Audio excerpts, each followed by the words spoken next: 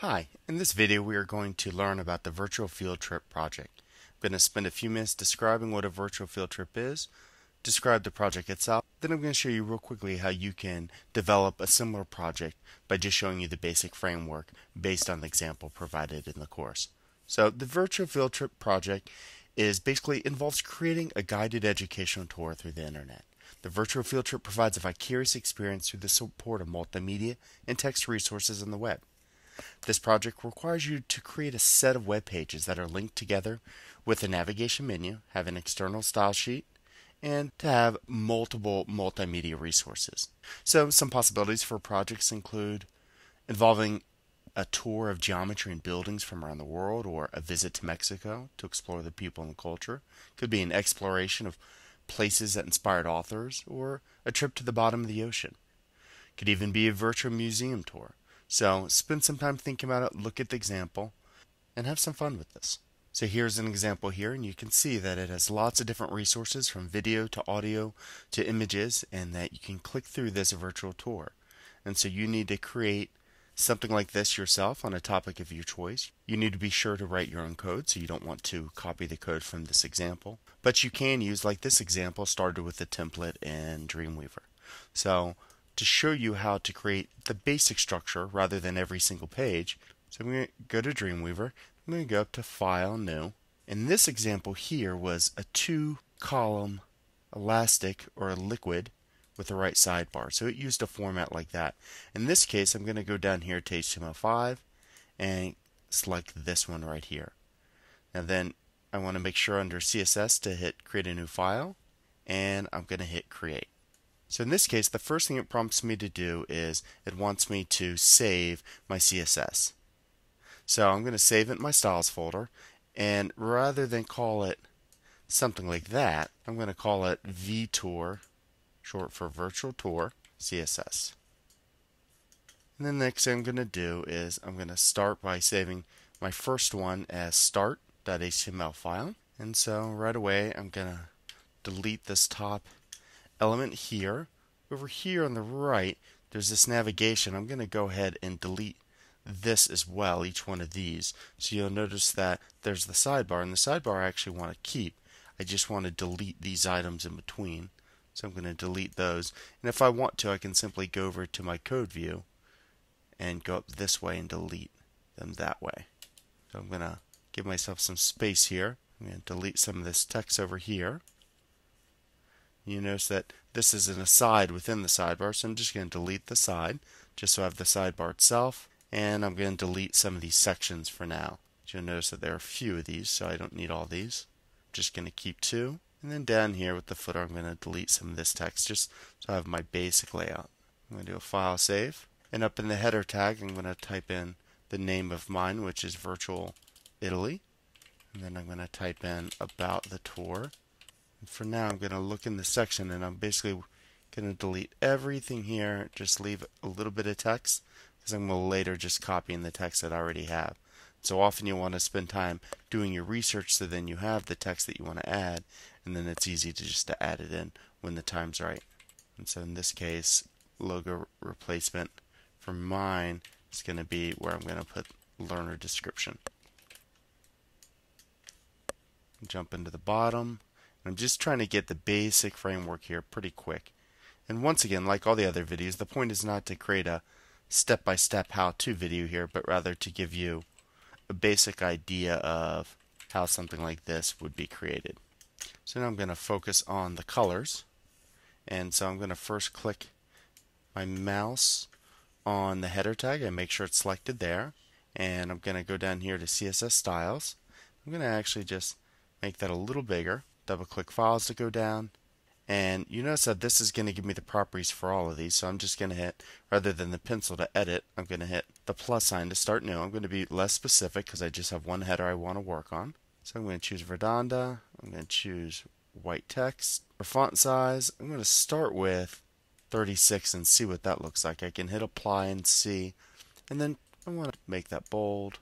I'm going to actually make it a little smaller. Let's see if okay, now I'm going to go to the background and hit apply. And then rather than give a height, right now I'm just going to give a basic padding. So rather than have the same for each, I'm going to give a padding up top. I'm going to do 12. Right, I'm going to do 0. I'm going to do 10 pixels at the bottom. And I'm going to do 0 on the left. I'm going to do a line height of 1.9 em, and I'm going to hit apply and OK. So for my H1, I'm going to click on that. I'm going to be less specific here, so I just want it to be just all H1 tags. I'm going to click OK. I'm going to make sure it's going to the VTOR. So I'm going to see what 18 looks like, and I'm going to do my font color, and I'm going to hit apply and see what that looks like. Looks pretty good. I could play with this and see what 20 would look like. Go to padding, and I'm just going to put a left padding of 0 for now, and I'll do a top one of 10 and see. I can actually just get rid of that, just do that, and that's looking good. So in this case, I know what text I want here, so I'm going to actually go ahead and put it all in this first section. And so in this example, I've already got the Google map that I've set up, that activity. In this video, I'm not going to spend time going through that, but this is really just made to give you an idea of how to do the basic structure of this. So for now, I'm going to go H2, hit the plus sign, less specific. I'm going to make it 16. The font size, that's the color. I'm going to hit OK. So I'm going to hit plus sign for section. I just want to add a basic margin to define that, and it actually gave up a line break, but I'm going to change that. Go to box, go to margin. Right now, just added a 10 pixel margin. So I can see up here in the heading that I could use some more padding on the left. So I'm going to change that from 0 to 10. I'm going to click on this H1, change that from 0 to 10. And I'm trying to just think about Robin Williams and the real importance of making sure that you have that strong left alignment. And that's starting to look a little better. Font's a little big, and that would be something that you could define at the section level or even the container level, right? So the section level, I could say I want my font size to be 15 pixels. Down here, I'm going to H2. I'm going to add a padding left of 0, and then I'm going to want my margin on my bottom, and then my padding top, I do want some space there. And then you notice it starts to come together. So for now, first thing I'm going to do is I'm going to click on my container, and rather from 960, let's say I want to make it 900, right? I can see it starts to get narrower. In this example, I'm just going to make the background white. My sidebar, and I could simply change this to be called a side to really go with HTML5 here. And then what I would want to do is find my sidebar and change that, because that's the thing, especially when you're working with a template, you can find that your code will start getting very complex as you start deleting things. But here's the sidebar. I'm just going to change this to a side. You see, nothing really changed except for I'm using HTML5. So with the side, big thing, I want to make sure I have some basic padding all the way around. We'll play with 10 for now. So I'm going to set up my width, and I'm going to say 150. And then background color, I know what color I want to use, so I'm going to use that. Hit apply, hit OK, right? You can see that when I was playing around, I accidentally hit 150 in the wrong spot there. So I'm just going to delete that. That was supposed to be the width. And there you go. So hopefully you'll become more and more comfortable with noticing when things like this happen and simply adjusting. Down here with the footer, I'm going to click the plus sign, hit less specific. And in this case, I want to make my font size smaller, as I typically do with these. I want to use a white font. My background, I want a dark gray. Then I want some padding, and so in this case I'm just going to put 7 all around, and we'll see what that looks like. And I can look at it and decide, we'll at least bump that up to 10.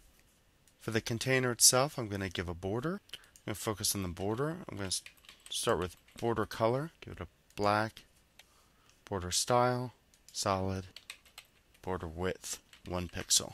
I'm going to type in my text here. I'm going to add a photo credit after I put in a link.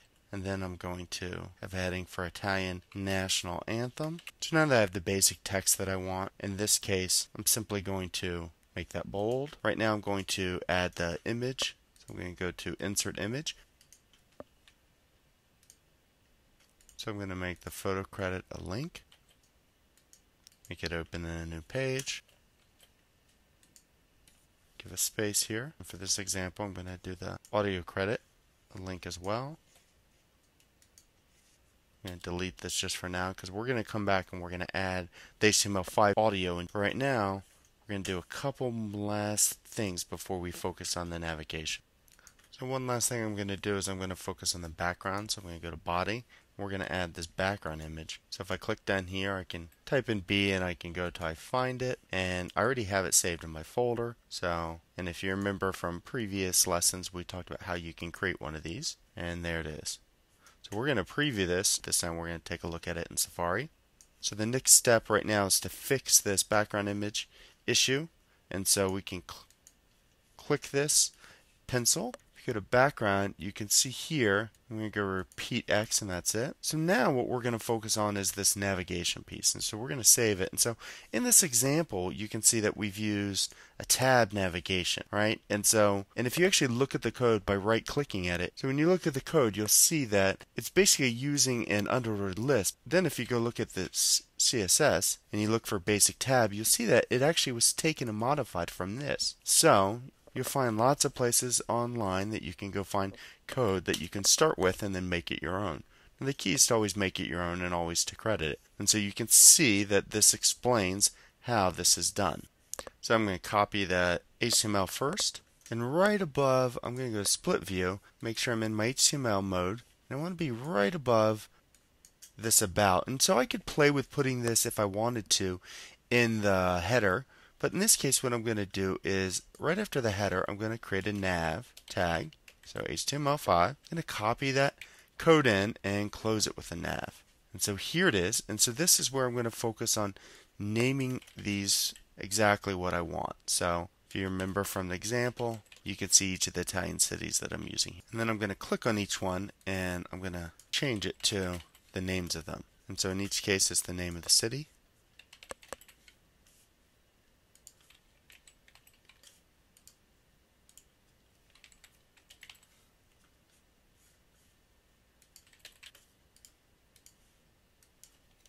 So now I've basically created, like, this link will go to a page called Venice.html. In this case, I've not created that page yet. So that's going to be the last step, is I have to create each of these by doing a save as. But right now I'm going to focus on the style. So if I look at the CSS, you can see this, they have the code here explained. So I'm going to copy that and add it to the CSS. So I'm going to do this at the very bottom. Going to add a comment. You notice that it has these style tags, so I'm going to get rid of those. Alright, there it went, and it did some basic things already. So what I need to do is then spend some time cleaning this up. And part of that involves making sense of exactly what the code says. And so if you click on the basic tab, or if you look here, you can start seeing, okay, 3 pixels padding up top, or top and bottom, 0 on left and right, that's good, that's good. The font size looks good. And you start going down, and you can see background color here. So that's an example where you might want to change it. So I'm going to go ahead and change that myself. And then I'll select the tab effect, I want to change that. And we can start seeing how this looks. So I'm going to save all. What I'm going to do now is I'm going to save each one of these versions so I can test it out. So I'm going to do a save as Venice. So after I've created each one of these, I'm going to go back to the start and I'm going to preview it. And so I can see that the hover I still need to change. There's the start, Venice, Pisa, Florence, Rome, and I can see up here they're changing. Right, so you can look at them and everything's basically working. So the hover needs to be fixed. The active page needs to be fixed. There's the background of this needs to be changed. And so there's a few things. So we'll start with the background. So because this will affect everything. So this is basically in the nav. So I'm going to click on nav, and I'm going to click on, I'm going to double click this to make this lower, plus sign. And with the nav, I'm going to do is less specific.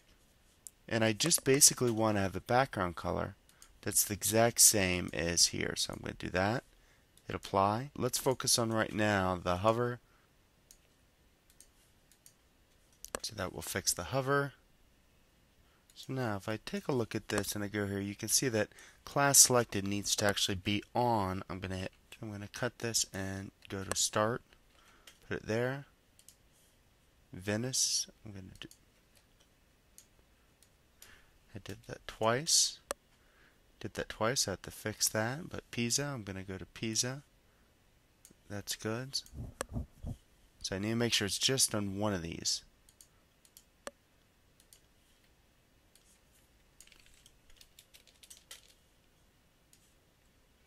So you see I'm just deleting the class selected on its default and putting it on the current page that, oops. Okay, so now I'm going to go back to the start. I'm going to save all and take a look.